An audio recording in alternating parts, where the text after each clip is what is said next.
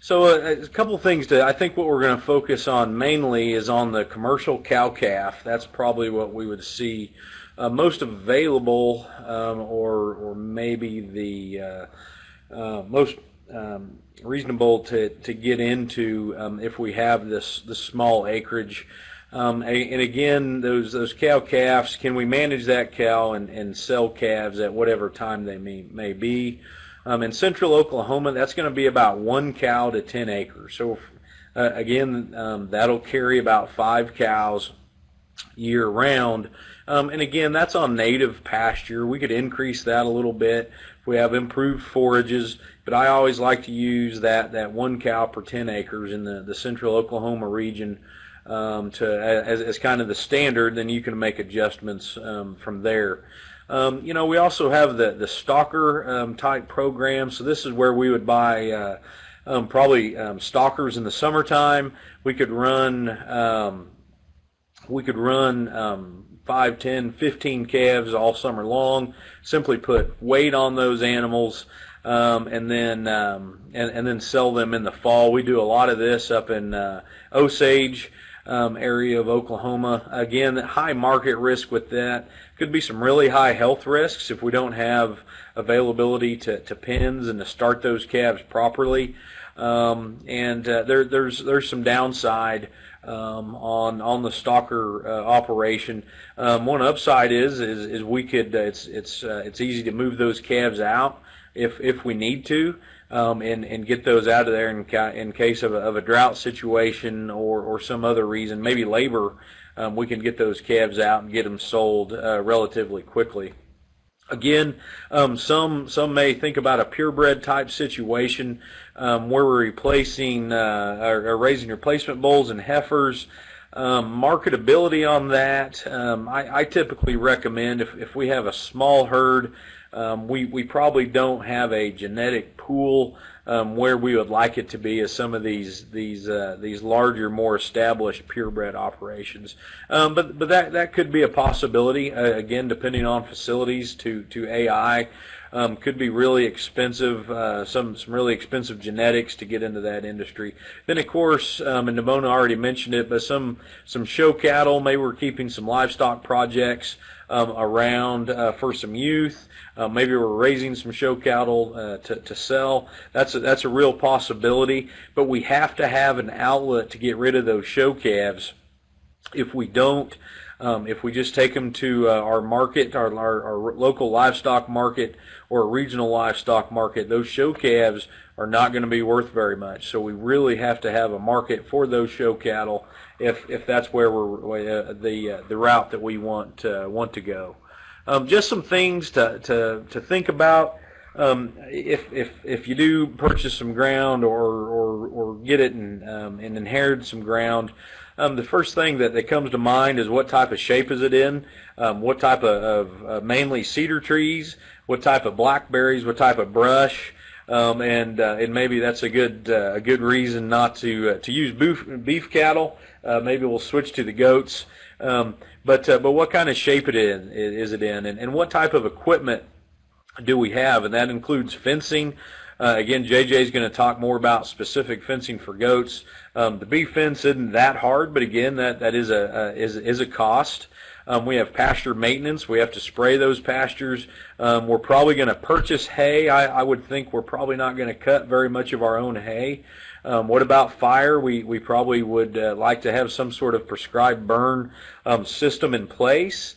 And do we have the tractors available, the equipment available to be able to do that? And that can be fairly expensive on a per cow basis if we're only running 5 cows and we got a $5,000 to $10,000, $15,000 tractor. Are there other ways that we can lease that equipment? Another thing to think about in overhead is mileage. If we're living 20, 30, 45 minutes from where our animals actually are, first of all, that can be very expensive in terms of fuel.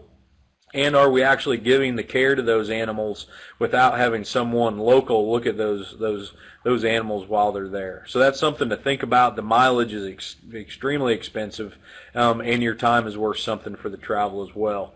Again, a truck and a trailer, can we borrow one? That's not a great solution. Sometimes we need to get a cow to a veterinarian fairly quickly.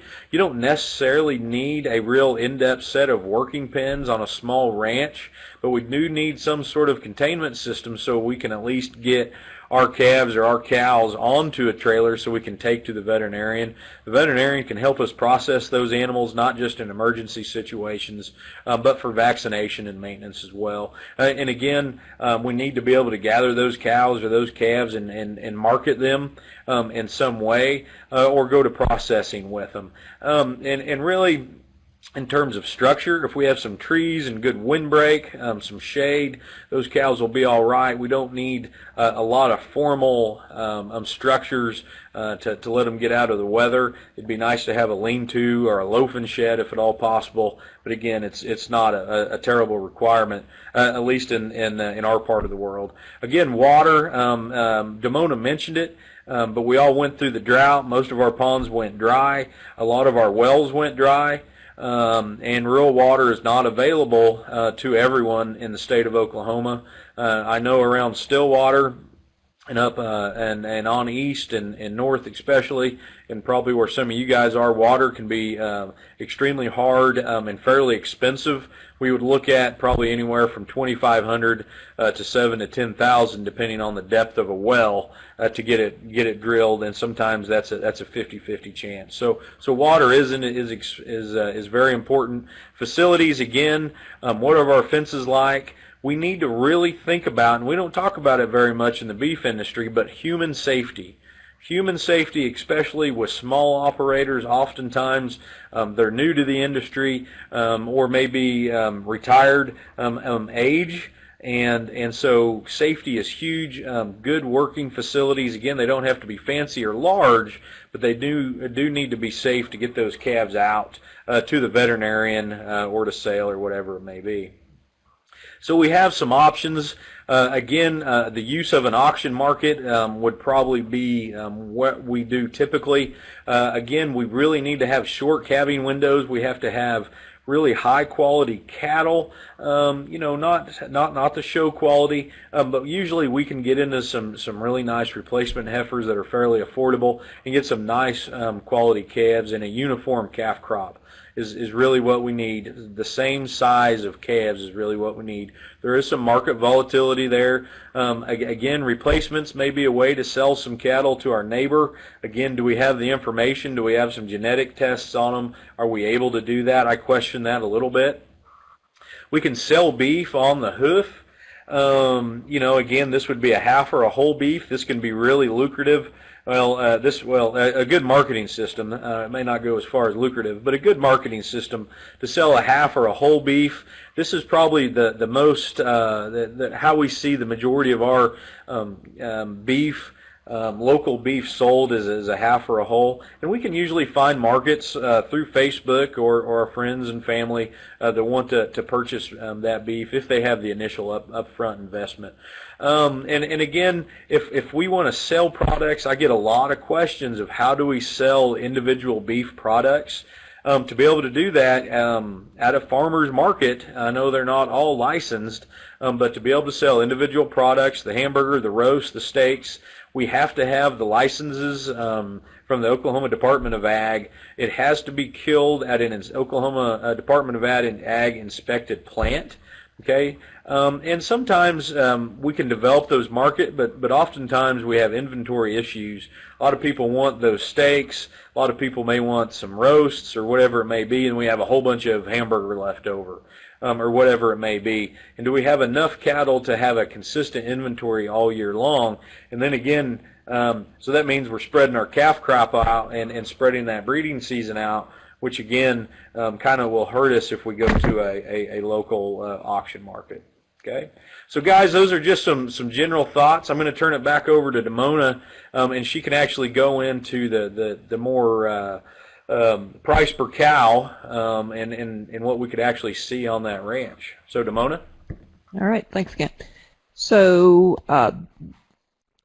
the first thing to think about is just the investment in other things. And so in a small operation, you want to spend as little as possible while still maintaining the safe facilities and so on. So here's just a little layout that we did for 5 cows on native pasture. And so you can see if you've included land investment with that, the costs are pretty high per cow because land is very expensive. So if you've got 10 acres at $1,750 per acre, you've got $17,000 in pasture investment associated with that cow. And so one point that I often make is that you can't expect the cow to make payments on pasture. So you've got to have other sources of money or a big down payment in order to finance it.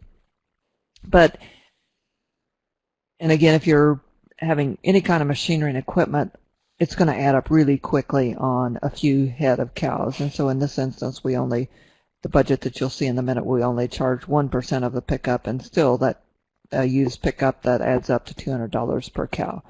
In the equipment, we have a chute, a bunk feeder, and a hay ring. And so again, with a few animals, that adds up to quite a bit per head for that expense.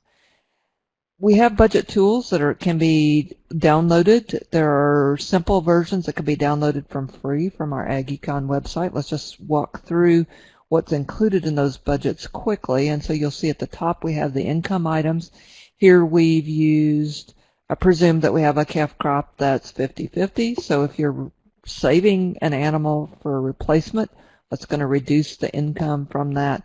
You can customize these to, if you've, for instance, got higher prices associated with organic beef or selling it in halves or wholes. But so in this case, we projected about $755 per head in income.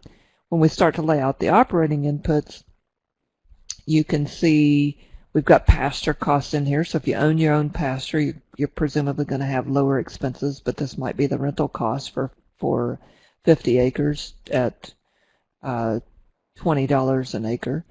And you're going to have some hay during periods of lack of growth in your winter forages, as well as probably some protein supplement. And so the budget's a way to trigger your thinking about the other expenses that you might incur, such as minerals, vet med, marketing expenses. If you're providing your own labor, then you could, again, reduce the cost associated with that. But if you're thinking about profitability of the enterprise, not just cash flow, then you may want to include a value of that so that you recapture some of the benefits of your contribution.